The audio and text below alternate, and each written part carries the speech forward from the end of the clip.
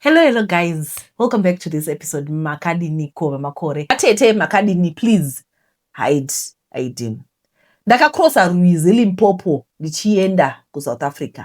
Hapana chimwe chandaive nacho kusara kweplastic bag raive netuhembe tuviri twekuchinja nemoyo wainzwa kukundikana. Kushaya basa kwainge kwandishaisa rugare, kundibvisa chiremerera. Kuva nedegree muZimbabwe kwaisareva chinhu, kushanda nesimba zvakare hakuna zvakwaibetsera.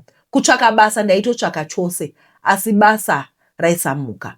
Mabasa acho manga mava nechizivano zvaenderana nekuti waizivane. Muupenyu hwangu ndainge ndanoka madhozi akasiyana siyana, asi aivharirwa right into my face. Zvakaita kuti ndifile useless. Ndakasiya vabereki vangu ndikasiya zvose ndokuuya kuJoburg. KuJoburg ndaifanirwa kunotanga upenyu hutsva. Joburg yaifanira kuva Kenani yangu ndichibuda muJupiter. Asi zvandakaona kuJoburg zvainge zvakaoma. Ndaigara muHillbrow, takatsikirana semakonze kwataita mabasa emuconstruction, uchipiwa mari muenvelope. Ndainge ndisina mapepa ebasa vatete. Vataishandira vaitozviziva izvi uye vaitora advantage yazvo. So kamari kandaipiwa kaisakwana chinhu. Koiko kuzotiza maporisa tichiita merry go round sekuti ndainge ndisina mapepa. Ndakasvika pastage yekuti ndaiti ndikanzwa Sairini ropa rangu raigwamba. Kugwamba nefiye yekuti ndava kuzobatwa. Chero Sairini yefire brigade yaindivhundutsa, Sairini yeambulance zvakare yaindivhundutsa, sokuti mupfungwa dzangu maiti ndava kuzobatwa. Kungonzwa knock padoo ndainzwa mudumbu. Mari chiduku chandaikwanisa kushunira kusevha ndaitumira mhai kumusha ndichiti zvinhu zvichaita nani, upenyu huchashanduka. Asi hapana chakachinja, zvinhu zvakatoita worse. Vatete makore akafamba, ndainge ndadova desperate kuchinja upenyu hwangu nehwamai vangu. Ndipo pandakasangana neumwe murume anonzi Chikuwa aibva kuGabon paShabini kuUville. Airadza kuti aiziva zvinhu zvakati wandei. Ndainge ndichimwa doro kuzama kukangamwa nhamo dzangu. Kana une nhamo vatete, doro racho hautomborinzwi kunaka. Raita senge raipisa. Apa zvavo vamwe vanhu vaitogocha, asi ini zvangu ndaigumira pakuguta neutsi hwenyama vatete, nokuti ndainge ndisina extra money yekuti ndimboita luxury yekugocha. Murume uya weGabon akasvika pandakanga ndigere akatanga kunditaudza. Chikuwa akaramba akanditi ndee kunditarisa maso chaimo, akanditi chinhu 1 chandaingoda imari. Ndakatoseka ndikati hapana asingadi mari. Iye neni tainge tasiya nyika dzedu dzekuberekwa tichiuya kuzogara muJoburg, mainge musingararwi vanhu vachitsvaka kurama. Mota dziri besana kutsvaka mari, mafactory achingenga 24 hours kuri kutsvaka mari, masarini ekupera kwemashift achirira kuri kutsvaka mari. Chikuwa akanditi ndaida mari, kwete mari yekuti ndirarame, asi mari chaiyo chaiyo. Vatete ndakatoseka kuti munhu wese anoda mari. Chikuwa akanditi paiva nenziro yekuti ndite mari. Ipapo ndipo pandakairasa. Ndingadai ndakafamba ndisina kuzombocheuka zvakare, asi pane zvekuti ndifambe ndakateerera. Paida kuti paitwe ritual. Chikuwa akandiudza ritual iyi yakagara iriko. Yaida kuti munhu anoitwa akachena asina kusvibiswa. Yaida kuti nditsvake munhu airarama neusupe, asiri mwana zvakare, zvisina kufosewa kupinda murelationship. Mumwe munhu aiva desperate muupenyu hwake. Painge pakarema. Ndaizomuwa nepi munhu airarama neusupe? Decision iyi yakandiremera vatete, handidi kunyeperai, asi ndakazviudza kuti yaizongova transaction munyika ino isina tsitsi. So ndakapinda pakutsvaka sekuudzwa kwandainge ndaitwa naChikuwa. Ndaizotanga kurarama nepurpose. Mwedzi hauna kupera vatete, ndakasangana naNomsa, musikana ainge ane 22 years, aiva akachena kuti mbu. Ainge ane tau nekutariswa pasi nevanhu upenyu hwake hwose. Nomsa ainge ana mai vake vairwara, ndiyo yoga family yainge anaye. Pavakamubara aine usopa. Amai vake vainge vadzingwa mumusha mavainge varoorwa nekuda kwekuti vainge vari superstitious. Ndakatanga kufambidzana naNomsa, kwete nekuti ndaimuda, asi ndainge ndakateya marituals, so ndaida kumurivadza. Vatete, zuva rekuita maritual rakasvika. Moyo wangu wairema nekurwadzisa Nomsa kuti ndaive ndamunyengedza, asi kuda mari zvakanyanya kwakaita kuti moyo wangu usindimare. Chikuwa akanditora ini naNomsa tikaenda kune imwe n'anga yaitaura chirudzi chandainge ndisinganzwi. Vatete, makendo aipfuta. Just like that, Nomsa akaitwa sacrifice. Mumwoyo mangu maive nemakakatanwa aizviudzwa kuti izvi zvaive zvisina kunaka. Nomusa akafema kwekupedzisira akashayika. Akachekwa ari mupenyu vatete, vachitora mapatsi kusvika aita bleed to death. Handifi ndakakangamwa mhere yakabuda ipapo. Pasina mwedzi mitatu situation yangu yakasanduka. Ndakatanga kuwana maopportunities from nowhere. Construction tender rakasvika mumaoko angu zvandisingatonzwisisi up to this day. Dhiri rekupinda mutransport and logistics rakapindawo munzeve dzangu ndikajoina. Mari yakatanga kuwanda zvisiri normal. Chose chandaibata chainge chava kuendeka. 5 years chinoti dhwa ndainge ndava nemansion muSandton. Mota dzeJerimani made in German dzanga dzakati fararira mudriveway. Life was good man vatete. Ndakava munhu pavanhu ndikatanga kupiwawo respect. Asi usiku hwega 12 kukuridzo dzichichaya pane zvandainzwa vatete.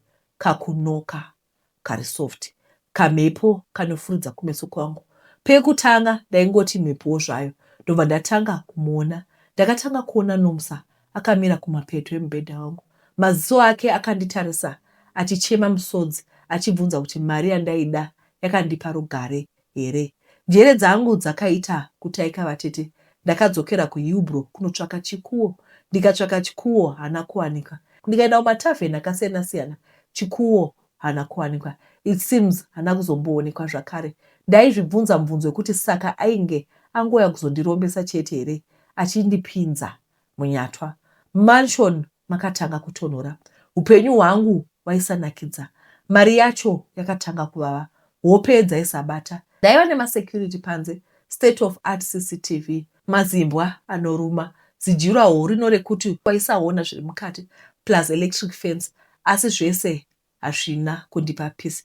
Zvese izvi hazvina kudzinga ghost yaNomusa. Vatete, ndaiti ndaponda nhamo, asi chandakagona hapana. Ndakatozvikokera mamwe matambudziko mupenyu hwangu. Nomusa hasi kundisiya. Nomusa akanditsoma. Handina rugare. Sairini dzamapurisa dzandaitiza dzidori nani pane sairini dzavakurira musoro mangu. Sairini dzepfungwa dzisina kugadzikana. Manoko emapurisa andaitya ari nani pane noko ekusagadzikana mwoyo mangu. Ndakatanga kuita madonation emasunscreen kuvanhu vanorarama neusopi, kubhadhara mascholarship vatete, kubatsira community center kuAlexandra. Asi zvose hazvina kudzima mamemories emusi wandakaurayisa Nomusa. Upfumi hwandakawana nekuurayisa Nomusa huri kundishayisa rugare. Kana usiku pandinongoti ndizamewo kuti tuhope, ndinonzwa inzwi raNomusa richiti, was it worth it? Kugurisira upenyu hwangu panzira hwakakupa rugare here? Vatete, ndakadzidza chidzidzo ichi. Unogona kutiza kutambura, ugotiza nyika yako ichiberekwa, ugotiza masairini, asi pane chinhu chausingakwanisi kutiza. Haugoni kutiza mweya wako. Izvezvi ndiri kutambudzika nemweya wangu.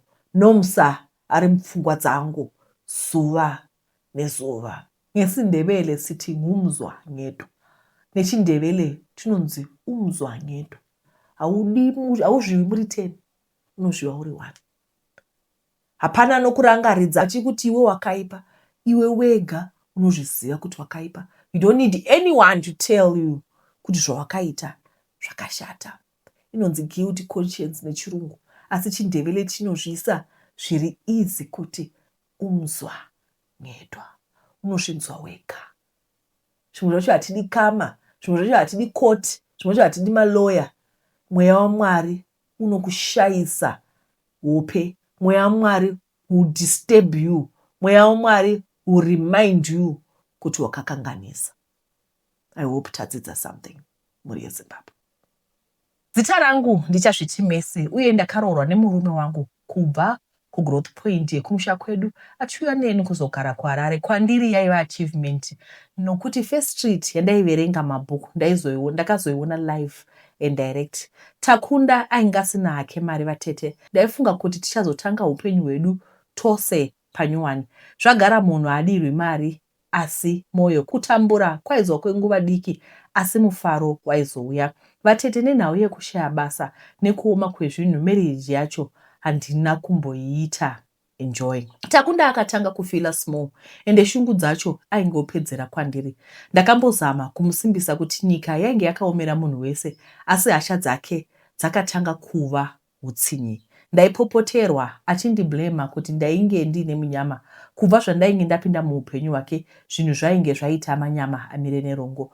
Dzimwe dzenguva hasha aipedza undirova. Ndaingotivira.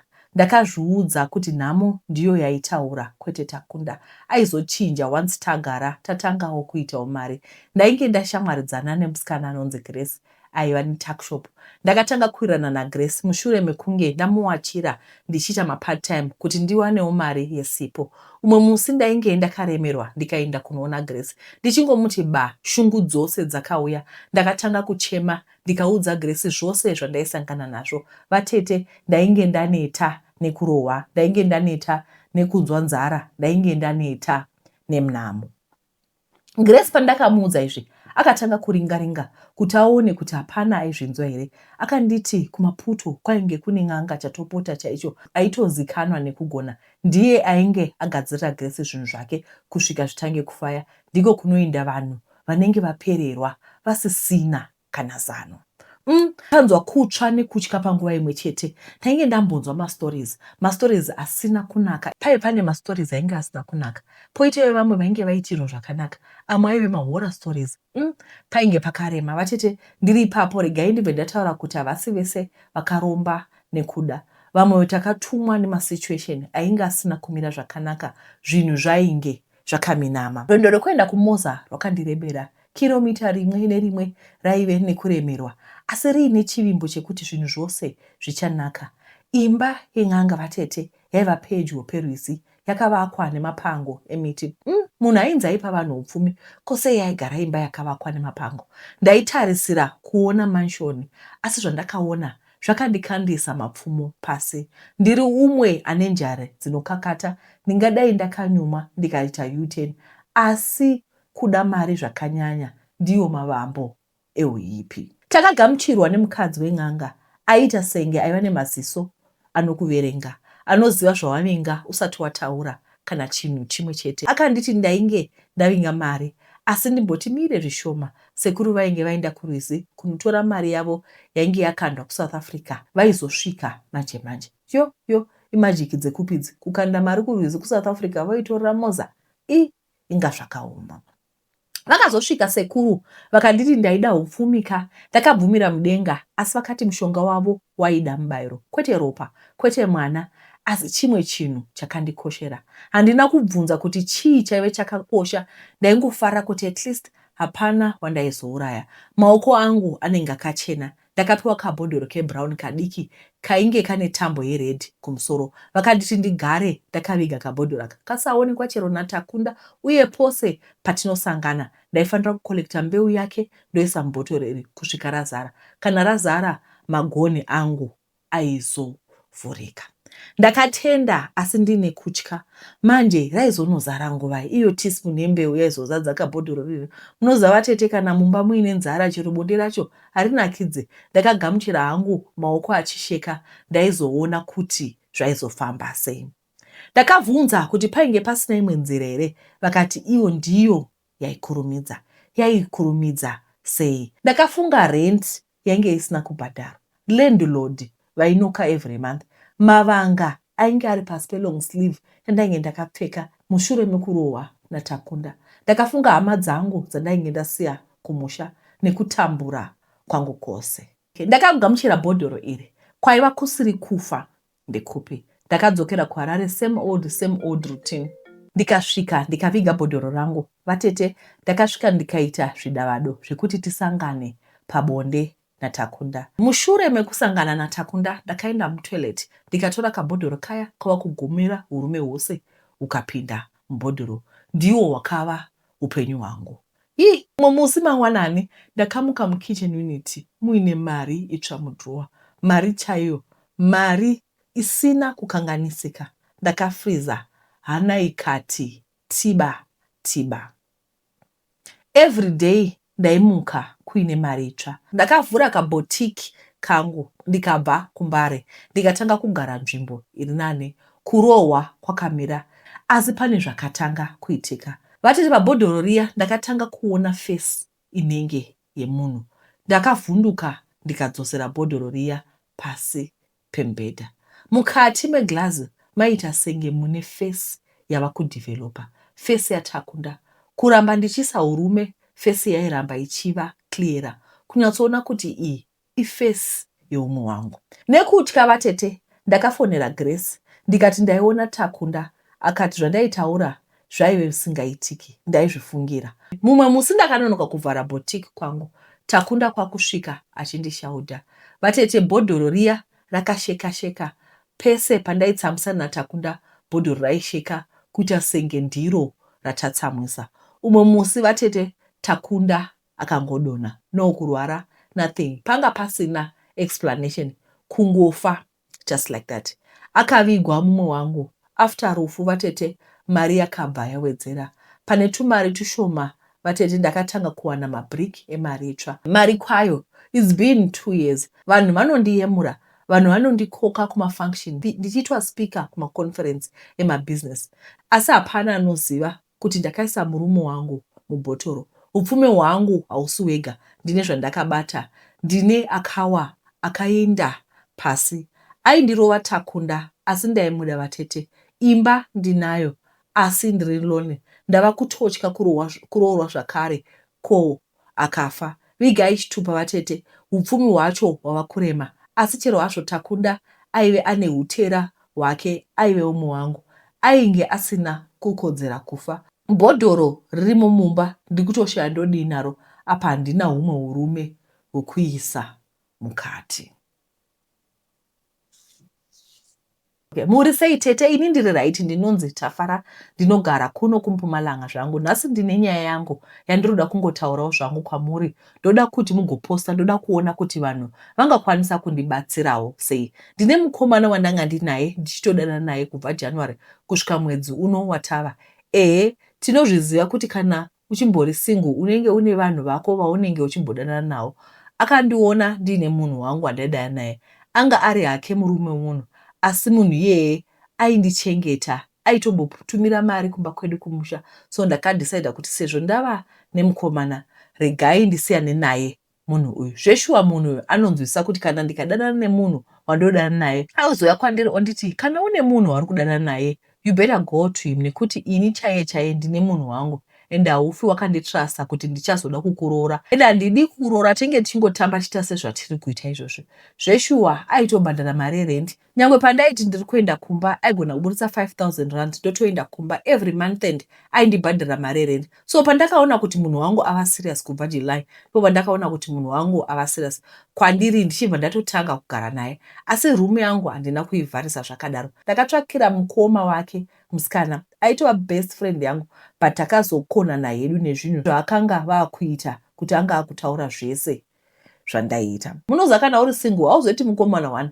Pati papo ndakanga ndakuti sezvo ndine munhu wangu, takudana nemunhu wangu, takuirana. So ndakabva ndasiya zvese zvandaita ndikati aiwa, ndava nemunhu wangu.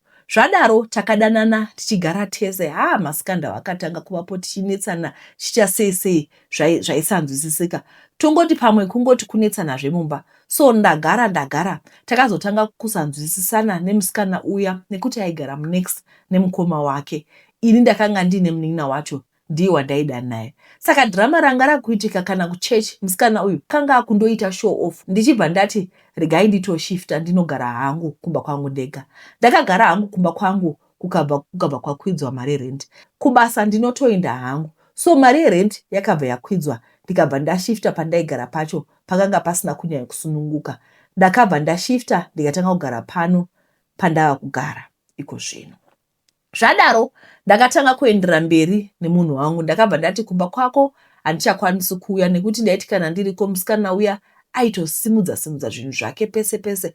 Aiti kana akandiona panze aibva aita yeshow off. Aiti chero akandiona akasunga Zambia, iye aibva asungawo Zambia. Shamwari yangu iyoyo. Ndakabva ndabva hangu ikoko ndikatanga kugara panapa. Ndikabva ndati ini handikwanisi kugara nemi. ndakugara kumba kwangu. Kana uchindida handiti rumi ino takatsvaka tese. Takatotsvaka rumi ino yandiri kugara nemukomana wangu ye32. Mukomana wangu ndaimuitira zvese, handidi kunyepa. Pane pendi, pane chikafu. Anga asingazivi kutenga chikafu. Kana izvezvi mufiriji make makatozara chikafu changu. But I don't mind about that. Tanga takutoita raundi yedu yataita. Tanga tatowanda muraundi imomo. Saka indaifanira kukandurwa mari muna January. Ini mari yangu haina kuuya muna January. Asi vamwe akanga vapa. Iye akabva nditi handichakupi mari yako. Akabva tanga kuita maskandal. December musi wa26 aiti anoda kuuya kuno asi haana kuuya. Ndakasangana naye akarara nemunhu mumablankets angu. Zvizhinji zvitori ikoko, malunchbox, mablankets, masheets, maketen, everything is still there. Zvimwe zvacho ndakatozotora nemapurisa musi wa26. Ndamuona ane girlfriend yaanga ainaye. Akakumbira ruregerero. Ndikafungidzira kuti pamwe munhu adzoka. Takadanana futi January watabva uyu. Mumwe musi akabva nditi unofungidzira kuti ndine umwe munhu. Uye wagara unongoya anytime uchindiona ndisina munhu. Ndakabva ndaenda kuma4 am. Ndikatoona munhu ane munhu waakanga atori naye. Akatovhura dhoo rake. Apa iye ndiye akanga ati ndiwe. Ndakatosvika pamba paye ndatogara kuma4:30. Ndikati na6 chazoenda kubasa. Mukomana akaramba kuvhura dhoo rake. Zvadaro ndakangomira 6 o'clock padzakakwana. Ndokubva azobuda nemusikano wake. Akabva ati ndizvo zvandanga ndakudaidzira kuti uye kuzoona kavake chitu kaka. Ndakudanidzira kuti uzoona musikana wangu. Zvawatoona ndizvozvo ndiye atova mukadzi wangu. Ndikabva ndati alright, hazvina basa, chindipa hangu mari yangu ndiwane kuenda. Takanetsana kusvika nanhasi. Nditori nemainjuries ruoko rwangu rweright. Panosangana majoints kumusoro uko. Panotondirwadza kusvika nanhasi. Of which ndoshandisa hangu left, but the pain I still have it. Zvadaro ndakabva ndangosiyana nazvo. Ndobva ndauya ndobva ndatogara. Akabva auya futi. Akabva ati Koni, ndakakanganisa ndozviziva. Ndii ndakakanganisira. Wakanga usingambondihuriri. Ndakambosangana nemameseji nemukomana wako waida naye. Murume womunhu ndozviziva. Ndii ndakakanganisa. Ndakabva ndamutambira. Zvadaro aiuya achiita zvese zvaida, chikafu aidya, chese chaanzwa kuda. Ukambikira chikafu, aikuziva kuti chikafu chawabika chishoma ichi. Aitodhimanda malunchbox kana bhegi raanoenda naro kubasa nderangu. Matisheti, mashoti anopfeka ndeyangu. But I don't mind about that. Ndaingofungidzira kuti ndawana munhu anondida. But ndakonewa, anichazivi ndoita sei. Nasane musikana waidana naye kuPretoria. Every month anenge achienda kuPretoria. Musikana uyu akabva atondiisira friend request muna January umu. Ndikabva ndatosiyana nazvo. Handina kunge ndaresponda.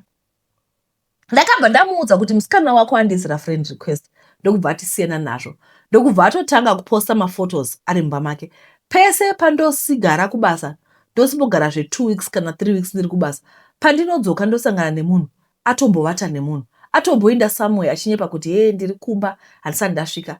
Achingonyepera. Saka ndazosvika kumagumo zvekuti nhasi musikana uya azotumirwa nehanzvadzi yake. Hanzvadzi yake yanditumira maphotos emusikana uyu. Atori neumwe murume akatoti maiguru, ndakakuudzai kuti munhu uyu ane munhu wake honai. Ndichibva ndatoti zvaane umwe murume wani. Zvikanzi atori murume but akahaidha status yake but kune munhu andipa. Ndikabva ndatoti alright iribo. Ndikabva ndationa musikana wako atori nemurume akabva ati muzukuru wangu.